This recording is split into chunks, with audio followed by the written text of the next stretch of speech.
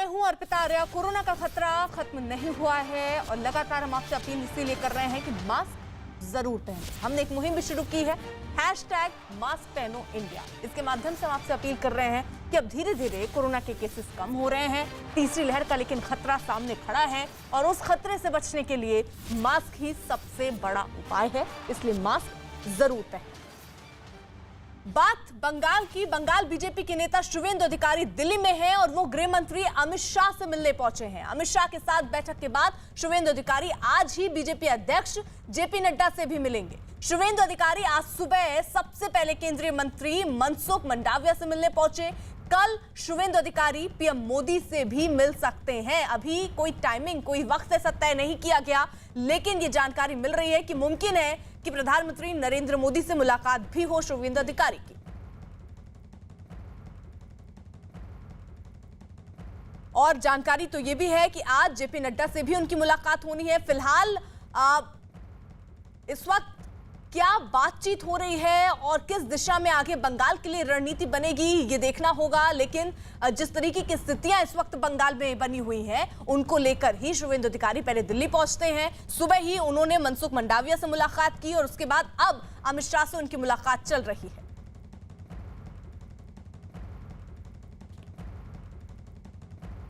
आशिका सिंह हमारे सहयोगी इस वक्त कोलकाता से जुड़ चुकी हैं, साथ ही साथ यतेंद्र शर्मा दिल्ली से इस वक्त हमारे साथ हैं। यतेंद्र, क्या शुवेंदु अधिकारी और अमित शाह के बीच बैठक शुरू हो चुकी है? देखिए, बिल्कुल बैठक शुरू हो चुकी है। गृह मंत्री अमित शाह से मिलने शुवेंदु अधिकारी पहुंचे और अब से कुछ देर पहले ये मीटिंग शुरू हो चुकी है और माना यही जा रहा है कि जो पश्चिम बंगाल के राजनीतिक हालत हैं, मौजूदा परिदृश्य है, उसमें जो राजनीतिक हिंसाओं का दौर लगातार जारी है, उसको लेकर शुवेंदु अधिकारी आज गृह मंत्री अमित शाह के सामने अपनी बात रखेंगे। क्योंकि कुछ दिन पहले ही शुवेंदु अधिकारी के खिलाफ, उनके और उनके परिवार वालों के खिलाफ भी एक FIR, राहत सामग्री में चोरी का आरोप लगाकर एक FIR हुई है। तो शुवेंदु अधिकारी का इस मीटिंग में यही बताया जाएगा कि किस तरह से बीजेपी कार्यकर्ताओं को, उनके नेताओं को, उनको खुद को वहां पर राजनीतिक तौर पर प्रताड़ित किया जा रहा है। और चुनाव के बाद से अब तक जो बीजेपी का दावा है, 37 कार्यकर्ताओं की मौत हो चुकी है और वो TMC के लोगों के ऊपर इन हत्याओं का आरोप बीजेपी लगातार लगा रही है।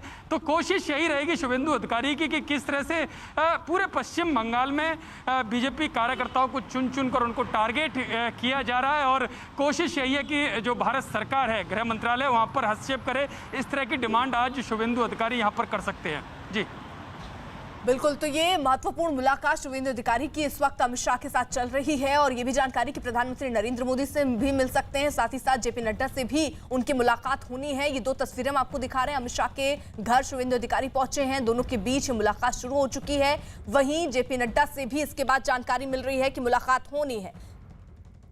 आशिका भी हमारे साथ मौजूद है। आशिका, दिल्ली रवाना होने से पहले क्या शुवेंदु ने वरिष्ठ बीजेपी नेताओं के साथ कोई बैठक की, उसके बारे में कोई बयान भी जारी किया? देखिए, शुवेंदु लगातार जो वरिष्ठ नेता हैं उनके संपर्क में रहे हैं। जैसा कि यतेंद्र ने बताया कि इस समय सबसे बड़ा मुद्दा राजनीतिक हिंसा का है और इसके साथ ही एक और महत्वपूर्ण बात यह है कि जो इस राजनीतिक हिंसा के कारण कई कार्यकर्ता बीजेपी के विस्थापित हुए हैं, ऐसा दावा बीजेपी का है। उनको उनके घरों तक लौटने में दिक्कत हो रही है, जो इस समय सबसे बड़ा चैलेंज बीजेपी के लिए है। इसके अलावा एक अहम मुद्दा ये भी है कि चुनाव के परिणाम के बाद से ही कहीं ना कहीं यहाँ बीजेपी में एक अंतर्कलह जो है वो देखने को मिल रही है, जो कि उसको संभालना भी ज़रूरी है इस समय पार्टी के लिए। तो ये भी एक अहम मुद्दा है जिस पर चर्चा हो रही है। इस बीच शुवेंदु अधिकारी लगातार मुखर रहे हैं। राजनीतिक हिंसा को लेकर के पार्टी के आला नेताओं के साथ बैठक भी की है और अब आगे क्या संदेश लेकर वापस लौटते हैं बंगाल, ये देखने की बात होगी।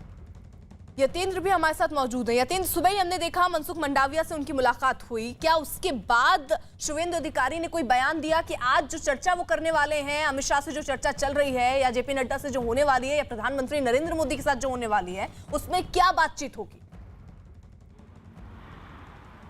देखिए, आज सुबह ही केंद्रीय मंत्री मनसुख भाई मंडाविया के घर पर शुभेंदु अधिकारी पहुंचे थे। करीब 1 घंटे की ये मुलाकात रही थी और उस मुलाकात में, क्योंकि जो मनसुख भाई मंडाविया हैं वो भी पश्चिम बंगाल विधानसभा चुनाव के दौरान पश्चिम बंगाल के एक हिस्से के, क्योंकि 5 से 6 हिस्सों में पश्चिम बंगाल को बीजेपी ने बांटा था चुनाव के दौरान, तो जिसमें पश्चिमी मिदनापुर जैसे इलाकों के प्रभारी मनसुख भाई मंडाविया रहे थे। तो ऐसे में उनको पूरी जानकारी मनसुख भाई मंडाविया को शुभेंदु अधिकारी ने दी और अब गृह मंत्री अमित शाह के यहाँ पहुंच गए, क्योंकि जहां राजनीतिक हिंसाओं का दौर तो जारी है, लेकिन साथ ही साथ जो बीजेपी में टूट ना हो, क्योंकि कई सारे विधायक, कई बड़े नेता टीएमसी के साथ संपर्क में इस तरह का दावा टीएमसी के नेताओं ने किया है, तो वो टूट ना हो आने वाले समय में। जो अंतरकलह की बात आशिका कर रही हैं, उस अंतरकलह से बचा जा सके, इसको लेकर सारी बात आज बीजेपी आलाकमान के सामने रखेंगे, गृह मंत्री के सामने रखेंगे। शाम को 5 बजे बीजेपी अध्यक्ष जेपी नड्डा के साथ बैठक होगी, उसमें भी इन सारे तथ्यों को वो रखेंगे कि किस तरह से राजनीतिक हिंसा के साथ साथ ये अंतरकलह वाला जो दौर है वो भी बीजेपी में आ सकता है। तो ऐसे में अभी से ही उचित कदम उठाने चाहिए, गृह मंत्रालय उसमें हस्तक्षेप करे, बीजेपी नेतृत्व भी उस पूरे मामले को देखे, क्योंकि चुनाव के बाद ये पहली बैठक है शुभेंदु अधिकारी की बीजेपी के बड़े नेताओं के साथ, गृह मंत्री के साथ, और माना यह जा रहा है कि कल प्रधानमंत्री नरेंद्र मोदी के साथ भी उनकी बैठक हो सकती है। हालांकि अभी तक समय तय नहीं है, लेकिन जिस तरह से राजनीतिक हालात हैं, राजनीतिक हिंसाओं का दौर जारी है और जो बीजेपी का दावा है कि 37 से ज़्यादा कार्यकर्ताओं की मौत चुनाव परिणाम के बाद हो चुकी है और पिछले 5 सालों में वो 166 कार्यकर्ताओं की मौत का आरोप टीएमसी के लोगों पर लगा रहे हैं, तो एक बड़ा मुद्दा है। इस मुद्दे के साथ साथ जो डर का माहौल पूरे पश्चिम बंगाल में बीजेपी के नेताओं पर है, उससे कैसे उभरा जा सके, उससे कैसे अपने नेताओं को या विधायकों को बचाया जा सके, इन सब को लेकर आज बात शुभेंदु अधिकारी बीजेपी आलाकमान के सामने रखेंगे, गृह मंत्री के सामने रखेंगे, और उसके बाद क्या गृह मंत्री उनको बताते हैं या किस तरह के कदम उठाए जाएंगे या किस तरह से राजनीतिक हस्तक्षेप किया जा सकता है, वो सारी रणनीति आज तैयार हो सकती है। जी आशिका, क्या कुछ बात ज्यादा सीरियस है? क्योंकि अमूमन देखा गया शुभेंदु अधिकारी जब पहले भी आते रहे या उसके बाद भी जब भी वो आए हैं, जेपी नड्डा से या तो उनकी मुलाकात हुई है या फिर अमित शाह से उनकी मुलाकात हुई है, लेकिन इस बार जब शुभेंदु अधिकारी आए हैं, मनसुख मंडाविया से मिलते हैं, अमित शाह से वो मिल रहे हैं, इस वक्त जेपी नड्डा से प्लान है कि वो मिलेंगे और प्रधानमंत्री नरेंद्र मोदी से भी मिलने का प्लान है। देखिए, राज्य की बात करें तो सिर्फ एक ही ऑपोजिशन यहाँ पर रह गया है, वो है बीजेपी। ऐसे में बीजेपी को भी मुखर होकर के राज्य सरकार जो यहाँ पर ममता बनर्जी की मुखालफत भी करनी है और साथ ही साथ अपनी पार्टी को मजबूत भी करना है। इस बीच राजनीतिक हिंसा जैसे ही चुनाव परिणाम आए हैं उसके बाद से शुरू हुआ है ये सिलसिला। कल भी उत्तर 24 परगना में बीजेपी के एक कार्यकर्ता के घर पर बम फेंका गया, जिसमें मौत भी हुई है उसकी, और ऐसी घटनाएं आए दिन हो रही हैं, तो मामला सीरियस तो है ही। और यही कारण है कि यहाँ भी बंगाल में भी बीजेपी की ऑर्गेनाइजेशनल मीट आज हो रही है और इस बीच शुभेंदु अधिकारी दिल्ली पहुँचते हैं, आला नेताओं से मिलते हैं, शिकायत भी करेंगे, आगे की रणनीति भी तय करेंगे और राजनीतिक हिंसा जो सबसे बड़ा मुद्दा है उसको उठाएंगे। दिल्ली तक पहुंचाना बंगाल से लेकर के इस मुद्दे को, ये सबसे बड़ी बात है शुभेंदु अधिकारी के लिए।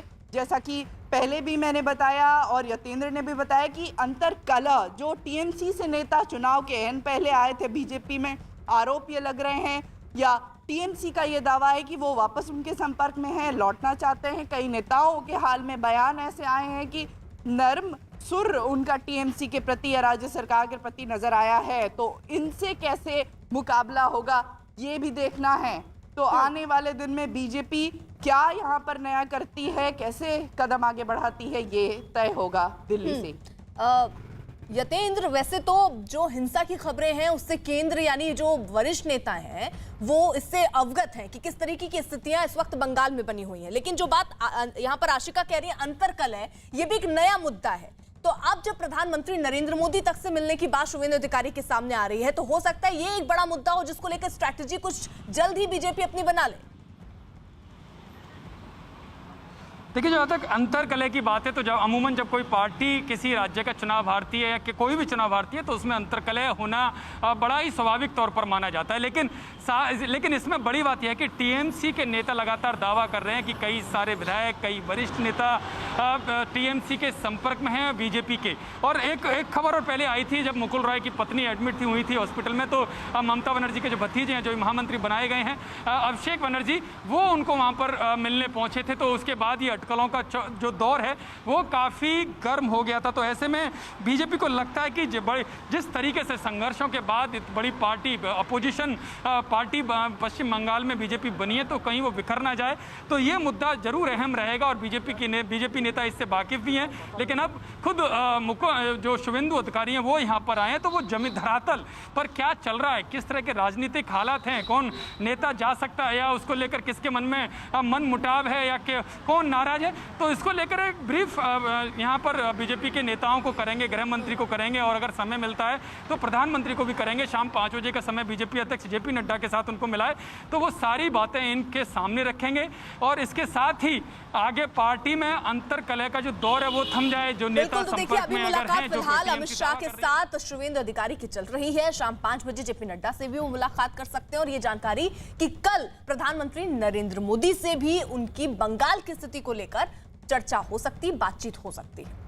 उधर महाराष्ट्र के मुख्यमंत्री उद्धव ठाकरे की पीएम मोदी के साथ बैठक जारी है। उद्धव ठाकरे आज ही दिल्ली एयरपोर्ट पहुंचे और वहां से सीधे महाराष्ट्र सदन के लिए रवाना हो गए।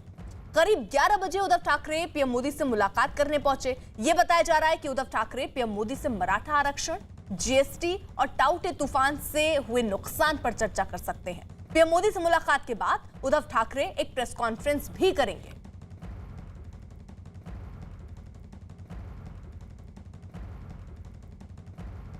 दो सहयोगी इस वक्त साथ हैं। नीरज कुमार हमारे साथ पीएम आवास से ही हमारे साथ जुड़ चुके हैं और अभिषेक पांडे मुंबई से हमारे साथ हैं। नीरज का रुख कर लेते हैं। नीरज, ये मुलाकात अभी भी चल रही है? देखिए, बिल्कुल मुलाकात चल रही है, लेकिन महाराष्ट्र सदन में मैं मौजूद हूं और अब से थोड़ी देर बाद यानी मुलाकात खत्म होने के बाद महाराष्ट्र के मुख्यमंत्री प्रतिनिधि मंडल के साथ यहाँ प्रेस वार्ता करेंगे। और जो माहौल है यहाँ देख सकते हैं, महाराष्ट्र की मीडिया तो मौजूद है ही, तमाम राष्ट्रीय मीडिया भी मौजूद है और थोड़ी देर बाद पहुँचेंगे। अगले 5 से 10 मिनटों में इस बात की उम्मीद जताई जा रही है कि वो यहाँ पहुँचेंगे और मीडिया को संबोधित करेंगे। लेकिन सबसे खास बात यह है कि अब से थोड़ी देर पहले शिवसेना के सांसद हेमंत पाटिल से बातचीत हो रही थी। उनका बार बार जोर इस बात पे था कि मराठा आरक्षण पे अपनी बात को मजबूती से रखेंगे उद्धव ठाकरे। तो इस मसले के अलावा दूसरे भी तमाम मसले हैं और जिस तरह से देवेंद्र फडणवीस महाराष्ट्र की सियासत में बार बार महाराष्ट्र विकास अघाड़ी सरकार पे हमला बोल रहे हैं, उसमें देवेंद्र फडणवीस को काउंटर करने की एक रणनीति के तौर पे भी देखा जा रहा है उद्धव ठाकरे की इस मुलाकात को। और बार बार जो राजनीतिक संभावनाओं की बात करें, राजनीति में तो किसी भी विकल्प से इनकार नहीं किया जा सकता, लेकिन राजनीतिक संभावनाओं की जो बात कर रहे हैं, इस बैठक में उस तरह की कोई बात होगी इस बात की बिल्कुल उम्मीद कम है। क्योंकि शिवसेना और बीजेपी भाई भाई रहे हैं लंबे वक्त तक। एनडीए में की स्थापना से लेकर एनडीए में लंबा दौर दोनों पार्टियों का रहा है। तो बार बार ये कयास लगाया जाता रहा है कि क्या महाराष्ट्र में दोनों एक बार जुड़ सकते हैं, लेकिन आज की मुलाकात में ऐसी कोई बात नहीं है। आज महाराष्ट्र के मुद्दों पर बातचीत हो रही है और अब से थोड़ी देर बाद यहाँ पहुँचेंगे उद्धव ठाकरे और जिन मसलों को प्रधानमंत्री के समक्ष रखा है उससे वो बताएंगे। थोड़ी देर में प्रेस कॉन्फ्रेंस होने वाली है जिसमें उद्धव ठाकरे आएंगे और बताएं, हो सकता है ये बताएं कि किस विषय पर चर्चा हुई है। अमिताभ सिन्हा हमारे साथ न्यूज रूम से हमारे सहयोगी इस वक्त जुड़ चुके हैं। अमिताभ जी, महत्वपूर्ण चर्चा ये इसलिए भी क्योंकि बतौर सीएम उद्धव ठाकरे की ये पहली मुलाकात है प्रधानमंत्री नरेंद्र मोदी से और ये दिख रहा है कि लंबी ये बातचीत हुई है। किन किन विषयों पर हुई होगी? देखिए, अब अटकलें लगाने के लिए तो बहुत सारी चीज़ें हैं कि उद्धव ठाकरे और शिवसेना की जो तल्खियां झलक रही थी प्रधानमंत्री मोदी के खिलाफ, बीजेपी के खिलाफ और मोदी सरकार के खिलाफ पिछले कई महीनों से, वो उन तल्खियों को दूर करने की कोशिश का एक बहुत बड़ा नतीजा है कि उद्धव ठाकरे आज प्रधानमंत्री से मिल रहे हैं। ये तल्खियां थोड़ी ज़रूर कम होंगी और उद्धव ने अगर पीएम से 10 मिनट अलग से भी बैठने का समय मांगा है और पीएम ने वो समय दिया है, तो अंदर खाने क्या घटा ये तो उद्धव अब प्रेस कॉन्फ्रेंस के बाद ही साफ करेंगे।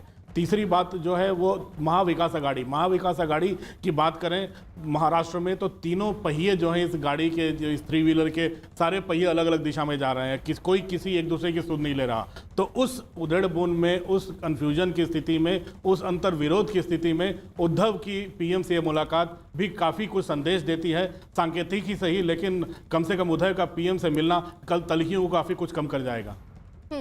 ठीक है, तो अभी देखिए ये मुलाकात प्रधानमंत्री नरेंद्र मोदी के साथ उद्धव ठाकरे की चल रही है। आज ही वो दिल्ली पहुंचे हैं, उसके बाद वो 11 बजे का वक्त था, 11 बजे से देखिए 12 बज चुके हैं, अभी भी ये मुलाकात चल रही है। लेकिन ये भी जानकारी कि अब से थोड़ी देर बाद जब ये मीटिंग प्रधानमंत्री नरेंद्र मोदी के साथ खत्म होगी उद्धव ठाकरे की, उसके बाद वो प्रेस कॉन्फ्रेंस भी करने वाले हैं, उसकी तैयारियां भी हो गई हैं, उसमें वो क्या बोलते हैं इस पर भी नजर होगी। तो ये महत्वपूर्ण मुलाकात उद्धव ठाकरे की रही। अभिषेक भी इस वक्त हमारे साथ जुड़ चुके हैं, मुंबई से वो है। अभिषेक, क्या उद्धव ठाकरे जब यहां पर पहुंचे हैं तो वहां महाराष्ट्र में सियासी पारा कुछ गरमाया क्या? दूसरा सवाल ये कि क्या उद्धव ठाकरे ने किसी बात के संकेत दिए कि वो आज इस बैठक में किस मुद्दे पर बात कर सकते हैं?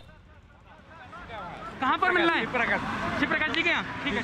खास करके वित्त मंत्रालय की तरफ से तो उसमें ये बात रखी गई है कि 28,000 करोड़ रुपए के आसपास जो महाराष्ट्र का जीएसटी बकाया है उसे तुरंत केंद्र सरकार वापस करे, क्योंकि इस समय राज्य में कोविड की स्थिति के कारण कहीं न कहीं सरकार संकट में है, खासकर आर्थिक तौर पर, और सामने चौथे तूफान है या दूसरी मानसून जैसी स्थिति है, और ऐसे में सभी को संभालना एक बहुत महत्वपूर्ण है। इसलिए ये बहुत महत्वपूर्ण तौर पर वित्त मंत्री अजीत पवार ने पीएम के सामने इस बात को रखने के लिए यहाँ से सारे डॉक्यूमेंट और फाइल लेकर गए थे।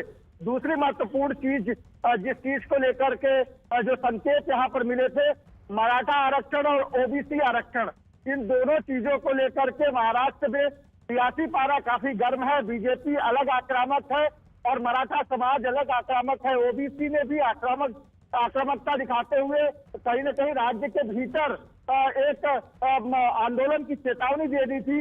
तो इसलिए महाराष्ट्र की सियासत में निश्चित तौर पर इस मुलाकात का एक बहुत बड़ा मायने है, क्योंकि आज केंद्र सरकार से मुलाकात के बाद उद्धव ठाकरे महाराष्ट्र में मराठाओं को आरक्षण मिले या नहीं मिले, या मिलेगा तो किन शर्तों पर मिलेगा, इस पर बातचीत स्पष्ट करेंगे। दूसरी महत्वपूर्ण चीज, राजनीति में 5 से 6 जिलों में जिस तरीके से ओबीसी के राजनीतिक अस्तित्व पर खतरा खड़ा हो गया है, उसको लेकर के भी आज अपनी बात रखेंगे। साथ ही सबसे महत्वपूर्ण चीज कोविड और वैक्सीनेशन, जो 2 महत्वपूर्ण चीजें हैं। कोविड में महाराष्ट्र कैसे कर रहा है वो बताएंगे, साथ ही वैक्सीन किस तरीके से ज्यादा महाराष्ट्र को दी जाए, इन सारे मुद्दों को लेकर चर्चा होगी।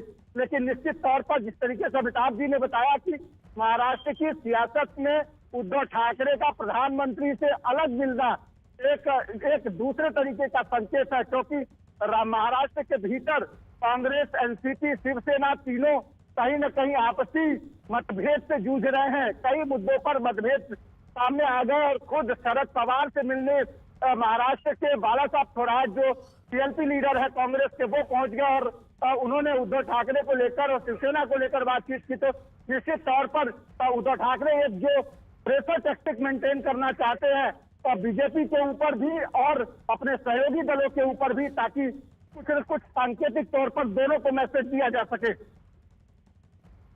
बिल्कुल, और देखिए अब से थोड़ी देर में प्रेस कॉन्फ्रेंस भी होनी है। नीरज हमारे साथ मौजूद है। नीरज, कितनी देर में ये प्रेस कॉन्फ्रेंस होनी, देखिए तभी तस्वीर साफ होगी कि आज क्या रहा बैठक में।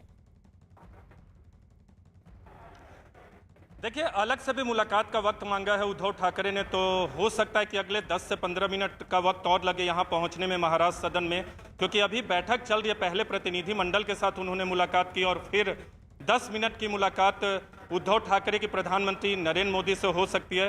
निजी तौर पे ये बातचीत होगी, क्योंकि जब 2 बड़े नेता मिलते हैं और जब प्रधानमंत्री खुद मौजूद हैं और महाराष्ट्र जैसे महत्वपूर्ण राज्य के मुख्यमंत्री मिलने पहुंचे, तो निजी तौर पे भी दोनों की बातचीत होगी। क्या बातचीत होगी ये बताना तो मुश्किल है, लेकिन यहाँ की एक बार तस्वीर और दिखाना चाहेंगे दोबारा से कि अब से थोड़ी देर बाद मीडिया का जमावड़ा यहाँ भरपूर है और अब से थोड़ी देर बाद 15 से 20 मिनटों का वक्त बताया जा रहा है जब उद्धव ठाकरे अपने प्रतिनिधि मंडल के साथ पहुंचेंगे। देखिए, जो पहली मुलाकात हुई है जो प्रतिनिधिमंडल के साथ, उसमें मराठा आरक्षण के अलावा जीएसटी का मसला तो था ही, इसके अलावा तौकते तूफान जो हाल में जिससे महाराष्ट्र के कई इलाकों में तबाही मची थी, उस समय केंद्र सरकार की तरफ से 8 राज्यों के लिए घोषणा की गई थी सहायता की, तो उस सहायता को त्वरित गति से राज्य को देने की मांग भी उद्धव ठाकरे करेंगे। कोरोना और वैक्सीनेशन के मसले पर भी दोनों नेताओं की बातचीत होगी। आपको याद होगा कि सबसे पहले महाराष्ट्र ने लॉकडाउन लगाया था जब मामले 60,000 से अधिक बढ़ गए थे रोजाना महाराष्ट्र में, तब लॉकडाउन का फैसला किया गया था और फिर वहां गति जो है कोरोना वायरस की रुकी थी। तो इन सब मसलों पर दोनों नेताओं की बातचीत होगी। और ऐसे में जबकि कल ही प्रधानमंत्री नरेंद्र मोदी ने यह घोषणा की है कि 18 साल से अधिक उम्र के लोगों को मुफ्त वैक्सीन केंद्र सरकार की तरफ से राज्यों को मुहैया कराई जाएगी, तो ये तमाम ऐसे मसले हैं जिन पर दोनों नेताओं की बातचीत होगी। राजनीतिक संभावना तलाशने पे दोनों नेता की बातचीत होगी कि नहीं 10 मिनटों की मुलाकात में, ये बताना फिलहाल हमारे लिए मुश्किल होगा, लेकिन सियासत में सब कुछ संभव है। अमिताभ जी, देखिए 11 बजे का वक्त प्रधानमंत्री नरेंद्र मोदी से मुलाकात का था, वो मुलाकात हुई लेकिन अलग से भी समय मांगा गया, इसके क्या मायने? देखिए, एक हमेशा एक अंग्रेजी में कहावत जिसे कह सकते हैं, 2 is a company 3 is a crowd. अगर 2 शख्स आपस में बैठे बातचीत करें तो शायद ये बात तीसरे तक ना पहुंचे, लेकिन तीसरा मौजूद हो तो वो बात हो सकता है कि किसी और तरीके से चौथे और पांचवें, और वो बातें फैल जाती हैं। तो महाराष्ट्र की जो भी गड़बड़ें हैं, गठबंधन में जो भी तकरारें हैं, या जो भी शिवसेना अगर अपने आप को थोड़ा मजबूर महसूस कर रही हो कांग्रेस एनसीपी के साथ, उस स्थिति में प्रधानमंत्री मोदी से ये मुलाकात काफ़ी मायने रखती है। मराठा आरक्षण का मामला हो, ओबीसी आरक्षण का मामला हो, कोरोना से जूझने का मामला हो, जीएसटी फंड्स का मामला हो, ये तमाम चीज़ें ऐसी हैं जो महाराष्ट्र सरकार वहाँ बैठे बैठे अपने अधिकारियों को भेजकर या संबंधित मंत्रियों से बात करके ये तमाम चीज़ें सुलझाई जा सकती हैं। क्योंकि मराठा आरक्षण का पिछली बार भी आपको याद होगा काफ़ी बवाल हुआ था और सबको एक स्टैंड लेना पड़ा था। लेकिन मुद्दे कई हैं, प्रधानमंत्री हैं देश के, वो कोई भी मुख्यमंत्री आकर उनसे मिल सकता है, अपनी बातें रख सकता है, लेकिन 1-to-1 मुलाकातों के मायने कई और होते हैं। इसीलिए अटकलों का दौर अब मुझे लगता है कि गठबंधन के सहयोगियों में भी शुरू हो जाएगा जो शिवसेना के साथ वहां सरकार में है। और देखिए, नजर इस बात पर भी होगी कि अब से थोड़ी देर बाद जब प्रेस कॉन्फ्रेंस करेंगे उद्धव ठाकरे, उसमें वो क्या कहते हैं, क्योंकि अभी तो देखिए जो वक्त उन्होंने अलग से मांगा था इस मीटिंग के अलावा प्रधानमंत्री नरेंद्र मोदी से मुलाकात का, वो मुलाकात चल रही है और उसके बाद क्या रहता है, निकलकर क्या सामने आता है और कैसी सियासी हलचल इस पर बढ़ती है, उस पर भी नजर रहेगी। बहरहाल आप सभी का बहुत बहुत शुक्रिया। उधर उत्तर प्रदेश के आगरा में मौजूद पारस अस्पताल में 5 मिनट के लिए भर्ती मरीजों की ऑक्सीजन सप्लाई बंद कर दी गई। अस्पताल का यह दावा है कि ऐसा इसलिए किया गया ताकि यह पता चल सके कि कौन मरीज बिना ऑक्सीजन सपोर्ट के रह सकता है। यह घटना 26 अप्रैल की बताई जा रही है, जिसका एक वीडियो भी सामने आया और इस वीडियो में पारस अस्पताल के संचालक डॉक्टर अरिंजय जैन पूरी कहानी बता रहे हैं। जिस वक्त अस्पताल में ऑक्सीजन सप्लाई रोकी गई उस वक्त वहां 96 मरीज भर्ती थे। बाद में इस बातचीत का वीडियो सोशल मीडिया पर वायरल हुआ, जिसके बाद प्रशासन में हड़कंप मच गया। इस मामले में पुलिस ने अस्पताल प्रबंधन के खिलाफ केस दर्ज किया है और जांच शुरू की है। अस्पताल की दलील है कि ऑक्सीजन सप्लाई रोके जाने से किसी मरीज की मौत नहीं हुई, लेकिन एक पीड़ित का आरोप है कि पारस अस्पताल में भर्ती उनके पिता और पत्नी की मौत ऑक्सीजन की कमी से हुई थी। पीड़ित के मुताबिक उनके पिता की मौत 26 अप्रैल और पत्नी की मौत 27 अप्रैल को हुई। अब इस मामले में आगरा के डीएम ने घटना की जांच के लिए 3 सदस्यों की एक कमेटी बना दी है।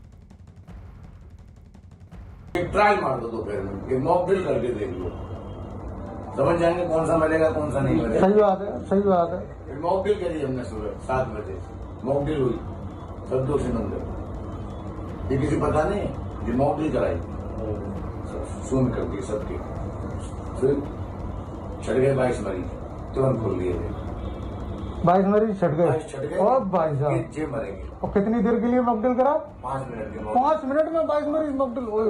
छपड़ा गए, नीले पड़ने लगे। ओहो ओहो 22 की मॉकड्रिल पे 22 छट गए। चलो जे बचे 74 बचे। मैं इस वक्त मौजूद हूँ आगरा के पारस हॉस्पिटल में। ये वही हॉस्पिटल है जिसके संचालक अरिंजय जैन का एक वीडियो वायरल हुआ है, जिस वीडियो में बताया जा रहा है कि यहाँ पर 26 अप्रैल को ऑक्सीजन की किल्लत के चलते मरीजों की ऑक्सीजन को बंद किया गया, ये जांचने के लिए कि कितने मरीज इसमें ऐसे हैं जो हाई ऑक्सीजन लेवल की रिक्वायरमेंट के हैं और कितने मरीज ऐसे हैं जो लो लेवल की ऑक्सीजन रिक्वायरमेंट के हैं, जिसके चलते संचालक ने 5 मिनट ऑक्सीजन को बंद किया गया, जिसके चलते यदि संचालक की माने, उस वीडियो को माने, तो 22 लोगों की ऑक्सीजन की कमी के चलते मौत हुई। अब सवाल ये उठता है कि इतना बड़ा हादसा होने के बाद अब इस अस्पताल पर सरकार क्या कार्रवाई करेगी। लगातार वीडियो चलने के बाद, लगातार वीडियो आने के बाद हमसे बहुत लोग ऐसे संपर्क कर रहे हैं जिनके पेशेंट 26 तारीख को इस अस्पताल में मौत हुई थी, जिन्होंने अपना दम तोड़ा था। Hemant Upadhyay, news 18 India, Agra. 26 तारीख को जनपद के इस पारस हॉस्पिटल में 97 जो पेशेंट भर्ती थे, इसमें से 4 डेथ हुई हैं। 27 तारीख को 3 कोविड डेथ हुआ है। अतः जो संख्या है, यह जो 22 यहाँ दिखाया जा रहा है, प्राइमरली यह संख्या वैसे पेशेंट्स हैं वहाँ जो उनके क्रिटिकल हैं, क्योंकि पारस हॉस्पिटल में आईसीयू के लिए काफ़ी उनके पास बेड्स थी और काफ़ी उनके पास आईसीयू के पेशेंट्स इस तरह के थे। अतः इस बात में कि 22 लोगों की डेथ हुई कोई सत्यता नहीं है, लेकिन फिर भी आज जो वीडियो कुछ प्रचारित किया जा रहा है, इसको ठीक से एक बार अध्ययन कर लिया जाएगा और इसमें जो भी आगे कार्रवाई किया जाएगा। मैंने ये कहा कि 7 बजे मॉकड्रिल की गई, जिसमें 22 मरीज छट गए माने वो मरीज थे जो बहुत क्रिटिकल थे, जो हाई फ्लो पर थे, बाईपैप पर थे, वेंटिलेटर पर थे, जिनकी ऑक्सीजन से बिल्कुल कंप्रोमाइज नहीं किया जा सकता था। अगर ऑक्सीजन की किल्लत आती तो वो मरीज सबसे पहले प्रभावित होते, उनके जीवन खतरे में पड़ते।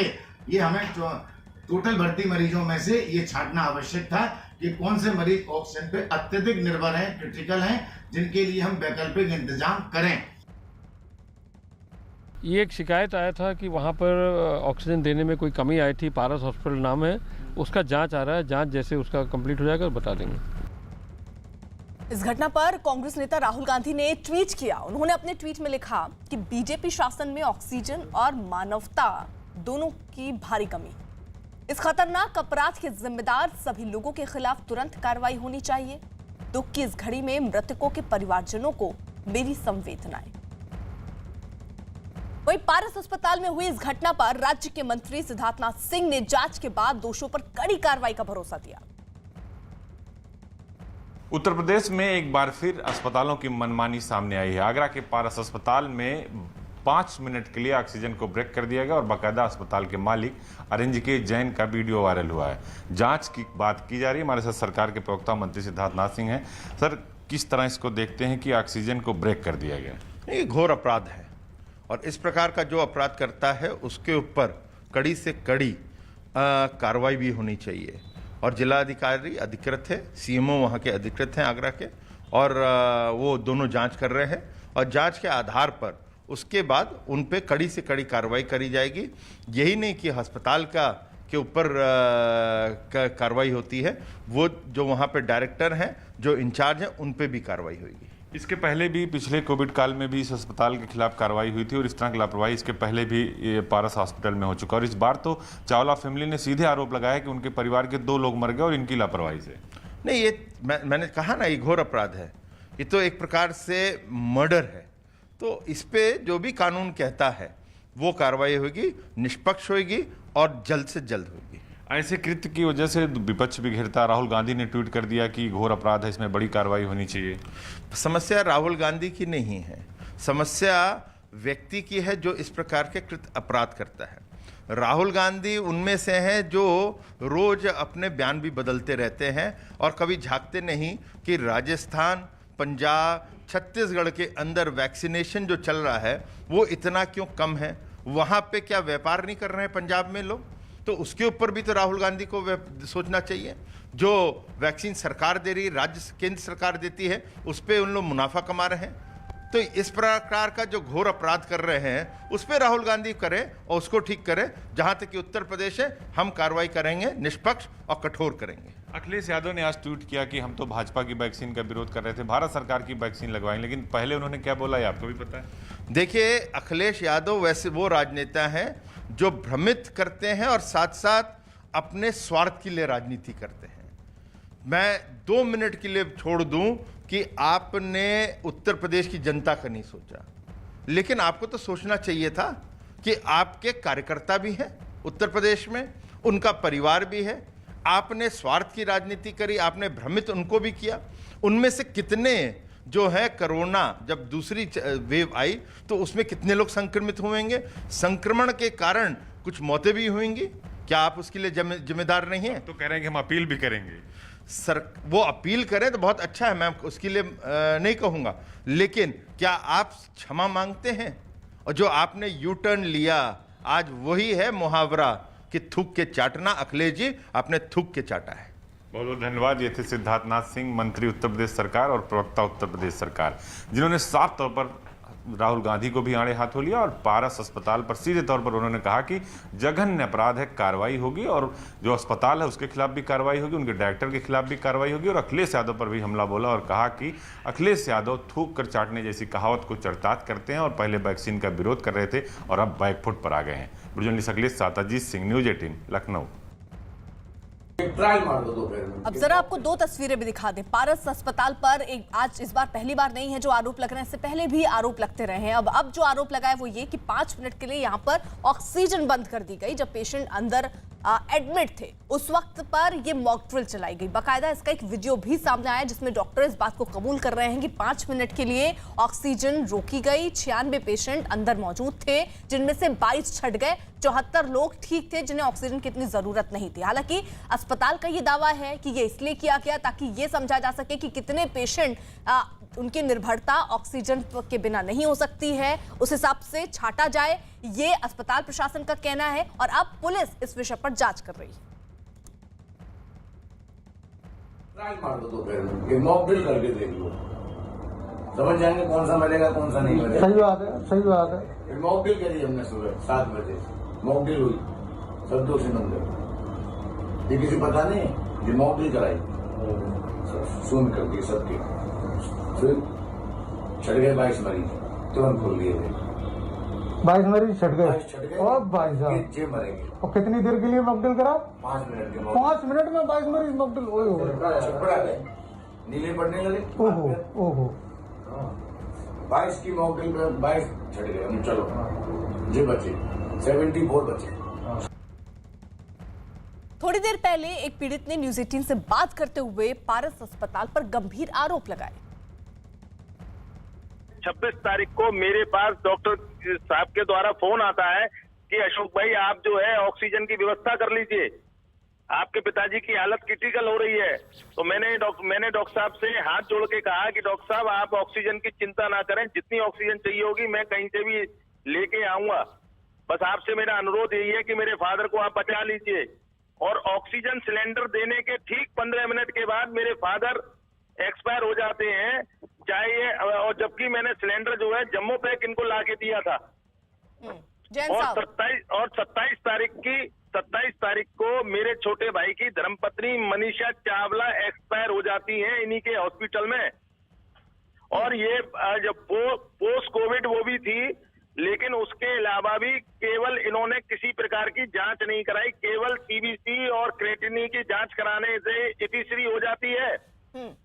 ये केवल और केवल धन कमाने का साधन था। 22 जो मरीजों की जो मृत्यु हुई है वो मृत्यु नहीं है, वो मेडिकल हत्या है, जो कि हत्या की गई है।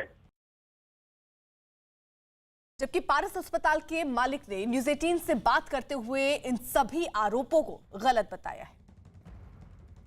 मॉकड्रिल का मतलब ऑक्सीजन बंद कर देना कदापि नहीं है। हमने अपने क्रिटिकल पेशेंट को कैटेगराइज किया कि किस पेशेंट को कितने ऑक्सीजन की मिनिमम रिक्वायरमेंट है जो उसके सर्वाइवल के लिए उसको अनिवार्य है। तो वो एक व्यवस्था कैटेगराइजेशन करने की, ट्रायल्स करने की कि कौन से पेशेंट हाई ऑक्सीजन डिपेंडेंसी वाले हैं या कौन से पेशेंट कम ऑक्सीजन डिपेंडेंसी वाले हैं। ये व्यवस्था ऑक्सीजन का जुडिशियस और राशनल यूज करने के लिए और उस किल्लत से उबारने के लिए, जिससे कम आपूर्ति में भी, कम सप्लाई में भी सबको ऑक्सीजन मिल सके, ऑक्सीजन की कमी किसी की डेथ का कारण ना बने। तो ये फ्लो मीटर से द्वारा फ्लो कम होने पर जब सिलेंडर बदलते हैं, उस समय जिन मरीजों में हाइपोक्सिया के साइन आ रहे थे, तो वो स्टडी करके 22 मरीजों को कैटेगराइज किया गया कि ये हाईली ऑक्सीजन डिपेंडेंट पेशेंट हैं, इनकी ऑक्सीजन आपूर्ति लगातार रहनी चाहिए और इनके लिए वैकल्पिक ऑक्सीजन के इंतजाम होने चाहिए। बाकी मरीजों की ऑक्सीजन की अनिवार्यता नहीं उतनी पाई गई। छंटने की बात केवल मरीजों की ऑक्सीजन डिपेंडेंसी की है, ना कि उनके मौत की। पारस अस्पताल के संचालक का वीडियो वायरल होने के बाद एक पीड़ित भी सामने आया, जिसने ये आरोप लगाया कि पारस अस्पताल में ऑक्सीजन रोकने की वजह से उसके पिता और पत्नी की मौत हो गई थी। मैंने अपने पिताजी को 12 तारीख की रात को पारस हॉस्पिटल में उनको एडमिट कराया था और उनकी 26 तारीख को मृत्यु हो गई थी ऑक्सीजन की कमी के कारण।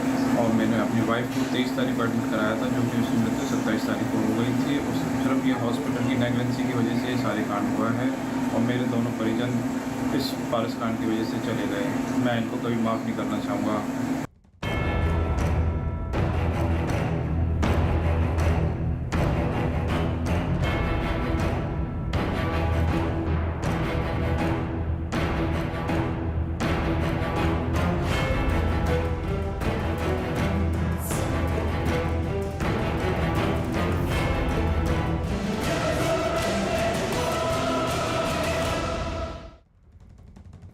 दिल्ली में अरविंद केजरीवाल सरकार की तरफ से स्कूल के बच्चों के परिवारों को मुफ्त राशन दिया जा रहा है, जिसे लेने के लिए लोगों की भारी भीड़ जुट गई। इस दौरान वहां कोरोना नियमों की धज्जियां उड़ाई गई। आपके सामने जरा हम 2 तस्वीरें दिखा रहे हैं। गांधीनगर की पहली तस्वीर, दूसरी तस्वीर शाहपुर जाट की। दोनों ही जगहों पर स्कूल के बाहर राशन लेने के लिए लोगों का हुजूम लगा नजर आया।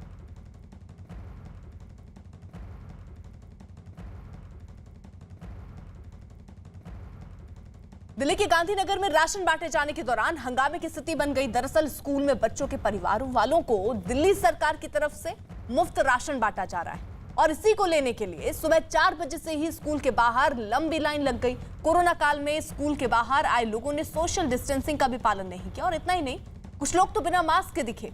लेकिन स्कूल की तरफ से बताया गया कि राशन खत्म हो गया है और आज राशन नहीं बांटा जाएगा। इसी के बाद कुछ नाराज लोगों ने हंगामा किया।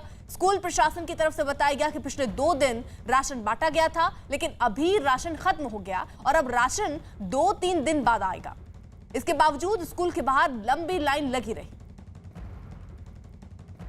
यहाँ पर स्कूल की प्रिंसिपल बताए, मैम राशन को लेकर क्या यहाँ पर आपके पास गाइडलाइन है, राशन नहीं मिल रहा है? प्लीज राशन खत्म हो गया। कब से ये क्या शिकायत कर रहे हैं कि कई दिन से राशन नहीं है? कई दिन से, कल तक बटा। अच्छा, लेकिन ये इनको बताया ही नहीं, यहाँ पे बताया हुआ है, ये जा नहीं रहे हैं। सबको बता रहे हैं कि आज राशन खत्म हो रहा है। अच्छा, और जब आएगा तो मिलेगा, 2-3 दिन के बाद आ जाएगा हमारा राशन फिर से। ये लोग कह रहे हैं कि कई दिन से आ रहे हैं, इनको राशन नहीं मिला। कल और परसों बटा है, 5 और 7 तारीख को बटा। कितने लोगों को बटा है? टोटल 309 लोगों को परसों बटा था, 5 तारीख को, और 7 तारीख को 305 लोगों को। कल 300 लोगों को बटा। 305 लोगों को। दिल्ली के सरकारी स्कूलों में बंट रहे राशन को लेने के लिए किस कदर भीड़ उमड़ रही है, उसकी तस्वीरें हम आपको दिखाते हैं। मैं इस वक्त गांधीनगर के कैलाश नगर में राजकीय सर्वोदय बाल विद्यालय के सामने खड़ा हूं और यहां पर आप देखेंगे कितनी लंबी कतार है उन लोगों की जो यहां राशन लेने के लिए घंटों से इंतजार में लग रहे हैं। आप देखिए, जरा तस्वीरों में देखिए, यहाँ पर लोग सुबह घंटों से इंतजार कर रहे हैं। जो सोशल डिस्टेंसिंग है वो यहाँ पर नजर नहीं आ रही है। उसकी वजह यह है कि जो पेट की भूख है वो सोशल डिस्टेंसिंग पर हावी होती हुई नजर आ रही है। तस्वीरों में देखिए, लेकिन लोगों का आरोप है कि यहाँ वो मजबूरी में आए हैं, घर में राशन नहीं है, लिहाजा यहाँ वो सुबह से खड़े हैं और अब यहाँ खाली हाथ उनको लौटना पड़ रहा है। 5 बजे से हम खड़े हुए हैं यहाँ पे, मगर इन्होंने हमें अभी डायरेक्ट कह दिया आके कि राशन नहीं है, अपने अपने घर जाओ। 4 बजे से खड़े हुए।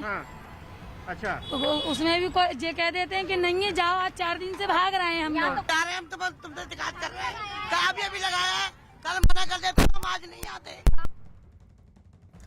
दिल्ली में अनलॉक के दूसरे चरण में दुकानों को ऑड इवन फार्मूले के तहत खोलने की इजाजत दी गई है और ऐसा इसलिए ताकि दुकानों पर लोगों की भीड़ ना जमा हो। लेकिन शहर के सदर बाजार इलाके में लोगों ने इस नियम को मानने से इनकार कर दिया और सभी दुकानें खोल दी। यही नहीं, सड़कों पर ज्यादातर लोग बिना मास्क के दिखे। इन लोगों के चेहरे पर कोरोना का खौफ तक नहीं दिखा। दिल्ली में अनलॉक 2 के तहत कल से बाजारों को खुलने की इजाजत दे दी गई है, लेकिन यह साफ कहा गया है कि ऑड और इवन बेसिस पर ही दुकानें खुलेंगी। दिल्ली के सदर बाजार में इस वक्त हम हैं और यहाँ की तस्वीरें अगर आपको दिखाएं तो किस तरीके से जो अनलॉक 2 के नियम है उनकी धज्जियां उड़ाई जा रही है। तस्वीरें आप देख रहे हैं जहाँ पर लगातार 5 दुकानें एक साथ खुली हुई है और अब कैमरा देखकर शटर जो है वो गिराए जा रहे हैं। आज जो नंबर 2 की दुकानें, क्योंकि आप देखेंगे कि शटरों के बाहर नंबर लिखे हुए हैं, लेकिन जो आज नंबर 2 दुकानें खुलनी थी वो भी यहाँ पर खुली हुई हैं। नंबर 1 आगे देखेंगे आप, एक और शटर आगे गिराया जा रहा है। ये 2 दुकानें इसके बाद यहाँ पर खुली थी, जबकि आज सिर्फ जो 2 नंबर की दुकानें हैं केवल वो खुलनी थी। और इसी तरीके से सदर बाजार की ये बिल्कुल सुबह की तस्वीरें हम दिखा रहे हैं जहाँ पर अभी पूरी दुकानें खुली भी नहीं है। भैया ये क्यों खोली हुई थी 1 नंबर की दुकान? जी क्यों खोली हुई थी? आज तो नंबर नहीं था।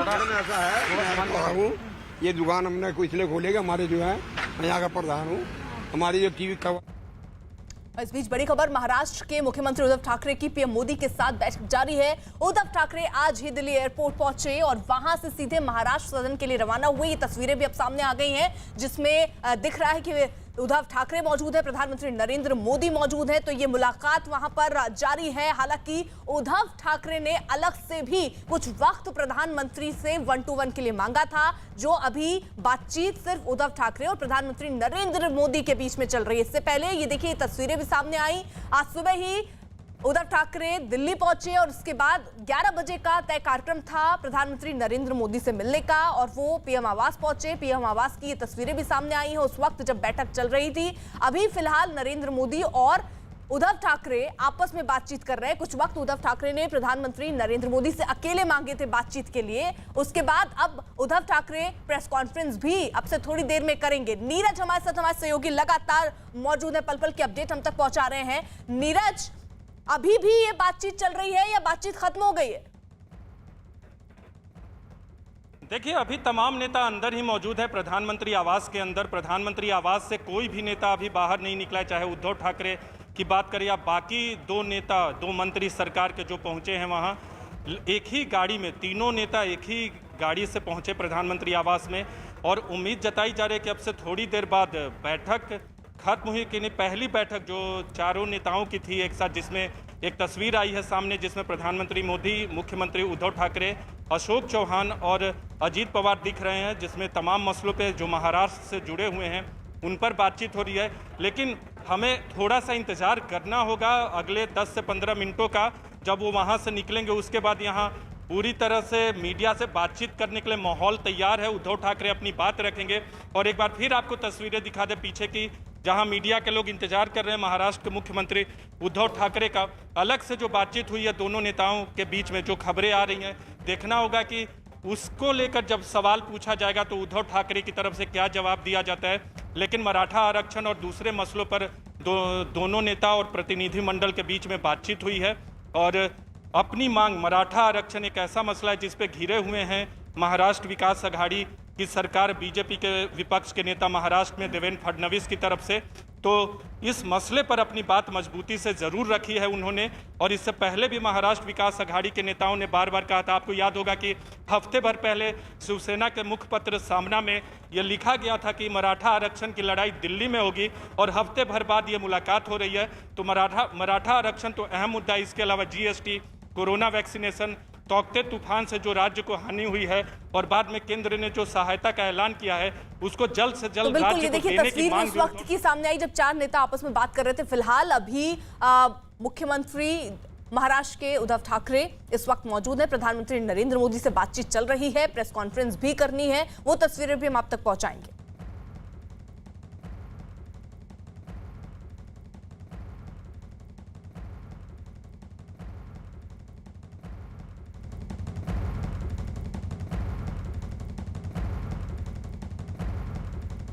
तो आखिरकार बैठक में बातचीत किन किन मुद्दों पर हुई? कयास काफी लगाए जा रहे हैं कि मराठा आरक्षण के मुद्दे पर बात हुई होगी, जीएसटी के मुद्दे पर, वैक्सीनेशन के प्रोग्राम में कैसे तेजी लाई जाए इस मुद्दे पर बातचीत हुई होगी, टाउटे तूफान से कितना नुकसान हुआ उस पर भी चर्चा मुमकिन है। तो ऐसे कई विषय हैं जिन पर देखिए उद्धव ठाकरे बातचीत करने के लिए आज प्रधानमंत्री नरेंद्र मोदी के आवास पहुंचे। ये मुलाकात अभी भी जारी है, और यहाँ खास बात तो ये कि बतौर सीएम उद्धव ठाकरे की प्रधानमंत्री नरेंद्र मोदी के साथ ये पहली मुलाकात है जो अपने आप में काफी मायने रखती है। इसलिए महाराष्ट्र में सियासी हलचल भी तेज हो गई है।